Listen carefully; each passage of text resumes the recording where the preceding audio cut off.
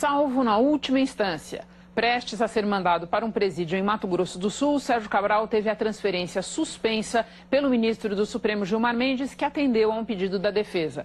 O ex-governador segue então em Benfica, no próprio Rio de Janeiro, onde há suspeita de que ele e outros presos da Lava Jato venham recebendo tratamento diferenciado. Esses equipamentos iriam compor uma sala de cinema no presídio José Frederico Marques. Na lista, uma televisão de 65 polegadas, um home theater e um farto cardápio de filmes, comprados para as sessões dentro do presídio, onde, além de Sérgio Cabral, estão outros acusados de corrupção, como o ex-secretário estadual de Saúde do Rio, Sérgio Cortes, e o ex-secretário de Governo da gestão Cabral, Wilson Carlos. A Secretaria Estadual de Administração Penitenciária afirmou que tudo foi fornecido por duas igrejas. Mas depois que as instituições citadas negaram as doações, a Secretaria voltou atrás. Anunciou que vai retirar os aparelhos. O Ministério Público abriu 2 inquéritos sobre o caso. Um deles, na esfera criminal, vai investigar a procedência dos equipamentos. Outro para apurar se houve improbidade administrativa por suspeita de tratamento diferenciado à cadeia onde está o ex-governador Sérgio Cabral. E onde ele vai permanecer, graças à decisão do ministro Gilmar Mendes.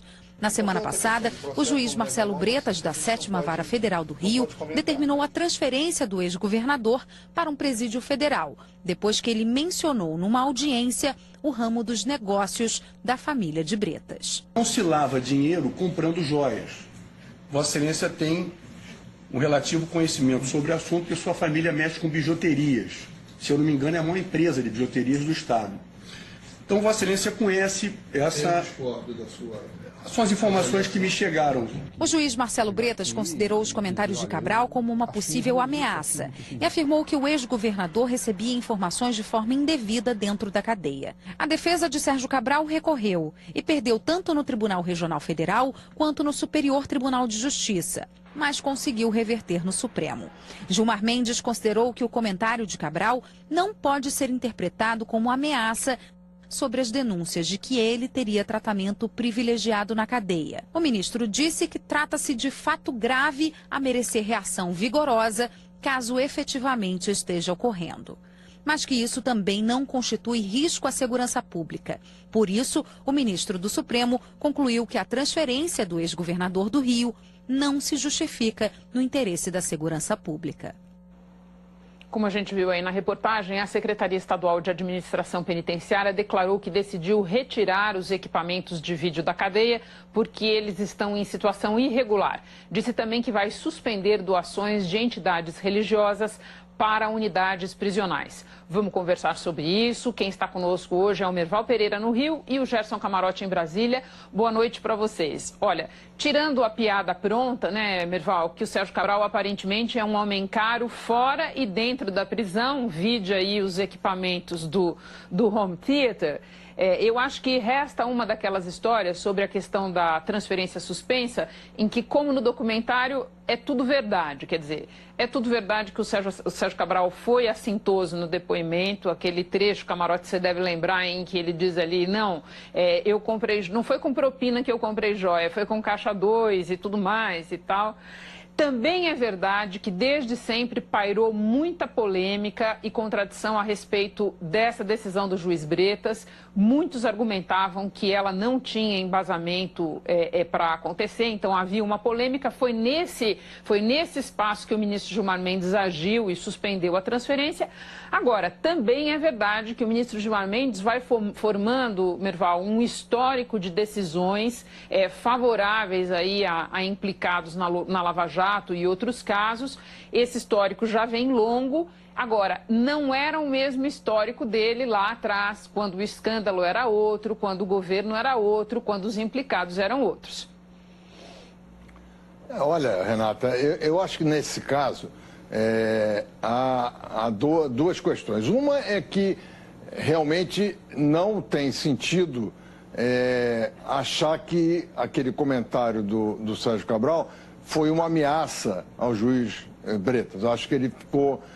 foi um sentimento muito exacerbado dele que não corrigiu. Agora, ele não transferiu o Sérgio Cabral para uma prisão federal por causa disso.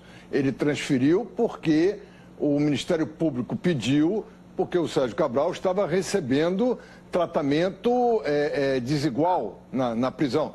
A maior prova é esse equipamento de home theater que está instalado na cadeia. É realmente inacreditável que exista uma coisa dessa. Então, na verdade, houve um mal-entendido e a decisão não era por causa da ameaça, era por causa dos privilégios que ele recebia. Privilégios materiais e informações. Isso fica claro quando ele disse, são informações que eu recebi. Ele está preso, como é que ele recebeu informações? Não tem sentido. Agora, o juiz, o ministro Gilmar Mendes, ele usou esse argumento de que a ameaça não se configurava para embasar sua decisão. E está correto. Agora, não levou em conta a situação especial do ex-governador no presídio. Disse que é muito grave, mas que tem que ser apurada, e isso não afeta a segurança pública. Aí já não concordo, porque acho que se um preso tem regalias e tem informações dentro da prisão e usa essas informações para afrontar um juiz, mesmo que isso não seja uma ameaça, o comportamento dele diante do juiz foi claramente assintoso e não pode ser aceito. Então, acho que poderia ter mantido a decisão, porque o Sérgio Cabral, evidentemente, no presídio, está tendo uma situação privilegiada e está tendo informações que não deveria ter.